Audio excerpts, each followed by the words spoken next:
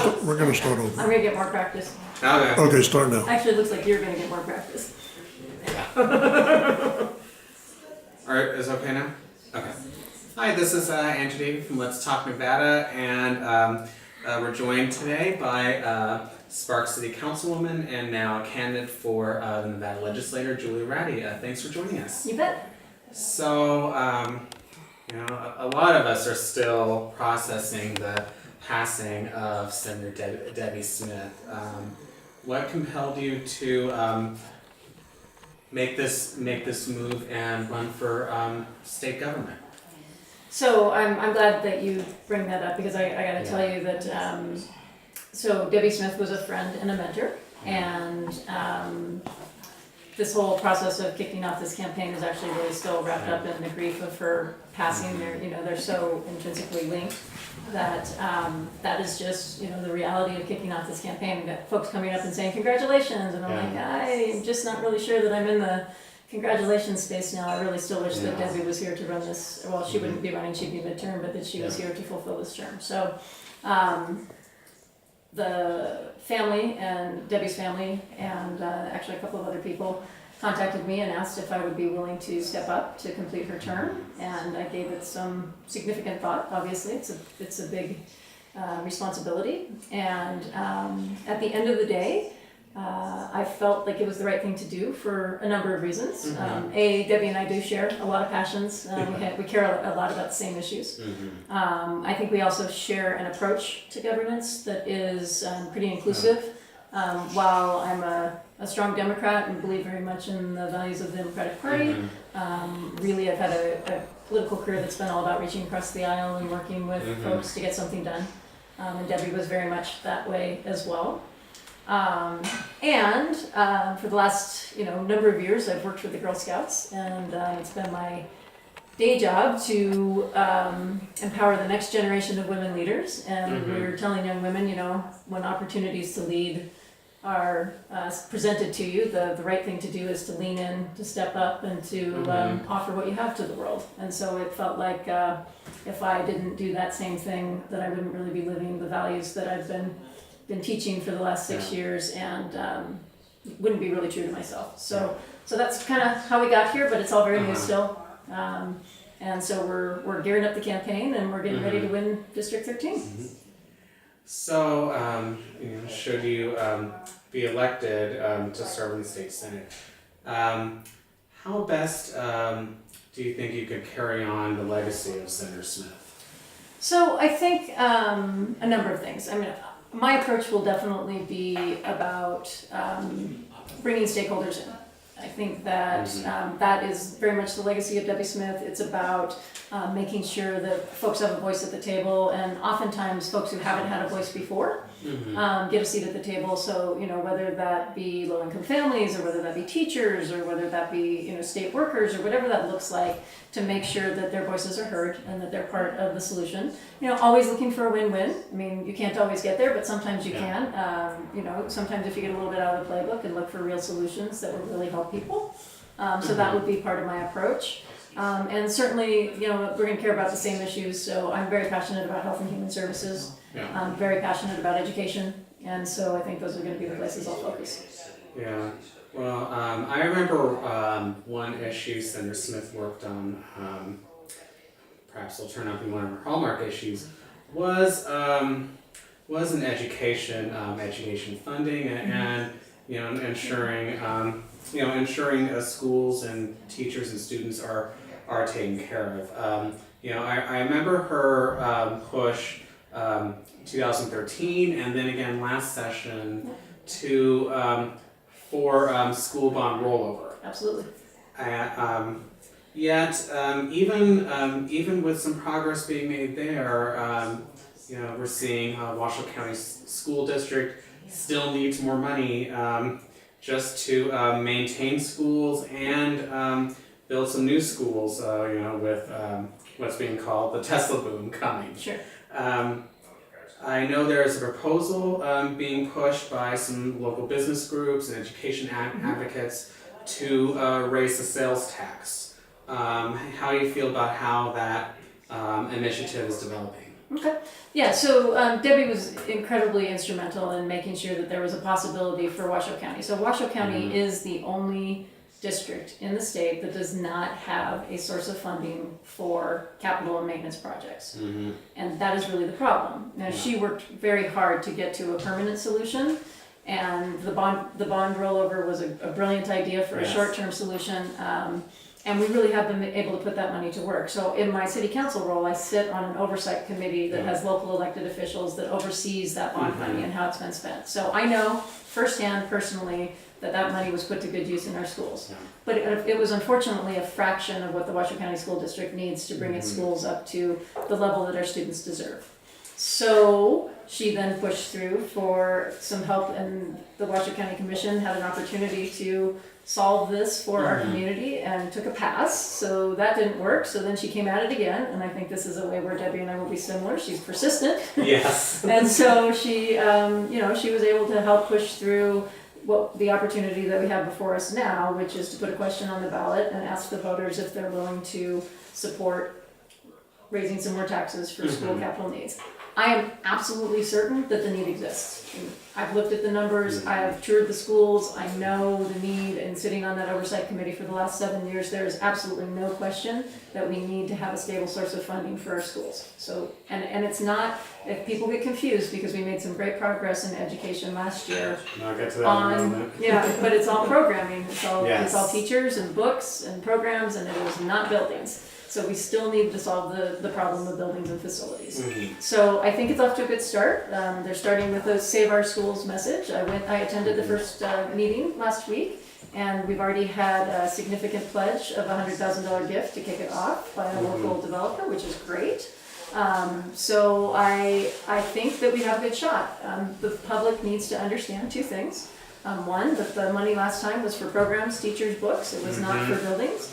And two, that the school board will be almost a completely new board. They're going to get on the same ballot to elect a new school board. So if they're frustrated with today's school board, it's no longer going to be an issue because there will be very few of the existing school board members left.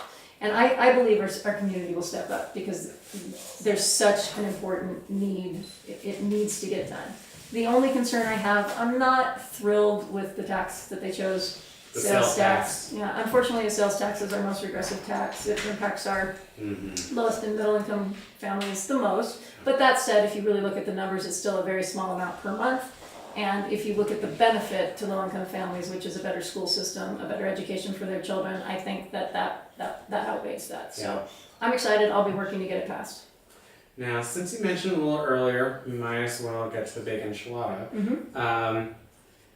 I know particularly in Southern Nevada, there is still a lot of confusion. I get people who ask me, wait, didn't the legislator just raise taxes? Didn't we have the largest tax increase in Nevada history in order to better fund education? So why are they still fighting over all this school construction stuff? Right. What do you think the legislator can do next session to build on the progress made last session, and ensure going forward that programs like ELL, after school programs, funding for schools in the urban core are taken care of, but also that that the school districts have enough money for things like maintenance and construction of new schools when necessary. So a couple things. First of all, we did make huge strides in the last election, particularly when you compare it to sessions before that. I mean, we had been kicking the can down the road for a long time in Nevada when it came to school funding. So I'm thrilled with the progress that has been made. But we did not quite get there all the way. We still have a tremendous challenge in terms of a teacher shortage. We're not doing enough to draw the best and brightest teachers into the system and to get them through the licensing process as quickly as possible so that they can be up and in schools immediately. We have a shortage. I mean, the shortage in Southern Nevada gets a lot of attention, but the same thing is happening here in Northern Nevada, where we have long-term substitutes. We have classrooms that turn over multiple teachers in a year. So we really have to address the teacher shortage still. I'm not a fan of the education savings accounts. They were sold as a tool that would help low-income families. but The school it's- voucher program. The school voucher program. It is not enough money for a low-income family to put their child into a private school, so it basically just ends up being, and if you look at where most of the folks who have signed up, they come from upper middle and higher income neighborhoods, so it was sold as a program that was gonna help low-income families, but the truth of the matter is, it does not. And it is taking money out of the public school system that is important Yeah. for teachers and books and programs that help public schools. So I believe in public school. I think it's the foundation of our democracy, and it's where we need to put our time and attention. Well, since we mentioned it a little earlier, with Tesla and how it's already changing things here in Northern Nevada, one enduring criticism I've noticed, is the notion of the state of Nevada is picking winners and losers, with what some are describing as corporate welfare. Sure. For Tesla, Switch, Apple, and then what we saw with the most recent special session for Faraday. Do you think the state of Nevada has a problem in relying on these tax abatement deals for economic development? And what we'd like to see happen next session and in future sessions in developing a more holistic strategy for economic development for the entire state? Sure. So first of all, I think we have a national problem. Corporations are smart, and they've figured out that they can play states and even down to the local level against each other. So it really does put a state like Nevada in a bind, where we had the highest unemployment rate in the country following the Great Recession, and really did need to generate jobs for our population.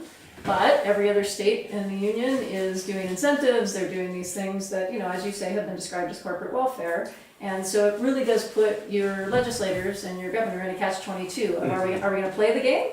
And are we gonna get some jobs for our people, or are we not gonna play the game? Yeah. So I think there should be federal legislation that eliminates that process, because then it takes it back to an even playing field for all states. If we're going to do that, participate in an incentive environment, to me, it's important that we are subsidizing, and let's just say it is a subsidy, that we are subsidizing the right things. So if we're gonna do it, it needs to be the highest paying jobs. They need to be well above the median wage for our state. It needs to be investing in things like green energy. So, Tesla's an interesting example, right? Because you are advancing a green energy project, you are getting some pretty high wage jobs, but here's the disappointment. It should be Nevada workers, and we haven't seen the commitment to Nevada workers out of that project that we would like. And So it shouldn't we- just be down to the minimum, compliance to Yeah. get the taxes. It should be a full-on commitment to make sure that we have Nevada workers building the facility, employed in the facility. So I think, I think it's a tough place for states to be. I think that if we're gonna do it, we should make sure we're doing it at the highest and best use of that money, not just for any project that comes into town. And then the other piece that we have to take a look at, so I serve on a city council and local government. So at the end of the day, our challenge is building the infrastructure to keep up with the growth. And the way the tax structure is set up now, the way, property taxes in particular, we've got a stranglehold on property tax at the local level because of how the 3% cap is being applied. And so we're seeing almost zero growth in our tax base, even though we've had a great turnaround over the last several years. Property values like this house that I'm sitting in right now have gone up, but there's a 3% cap, but we're not getting anywhere near 3% because of how the formula is applied. What we're actually going to get this year is 0.2%. That's essentially zero. So you can't give away tax incentives to bring businesses here that are going to spur growth, but then have a tax system that strangles local government and schools and doesn't allow us to build the infrastructure. So we're gonna have to fix that. You can't have, you can't have your cake and eat it too, is kind of the challenge. So if we're gonna do incentives, then we need to have a tax base that supports the growth and incentivize the right things, or we need to stop doing incentives. Getting to another part of the tax code, I know that's been another enduring controversy with property tax and distribution of that revenue. I think some folks have been confused about the debate and wondering, wait, is the legislator trying to raise that 3% cap or get rid of the cap? So would you say that the issue is more with the distribution of those funds as opposed to the 3% cap on on growth of taxable? Yeah, let me try to be as clear Yeah. as possible. It's not about the cap. Yeah. 3% would be lovely. We're not getting anywhere near 3%. Yeah. And it's actually 3% for residential and 8% for commercial, but Yeah. we don't get anywhere close to that. I mean, Mhm. we've never seen 8%. Yeah. So it's not about the distribution and it's not about the cap. It is actually about the way the formula is applied on the cap so that it actually, when put into practice, we're getting zero. I mean, it's not, we're not getting anything. And you just can't sustain a local government or a school district on that. Now,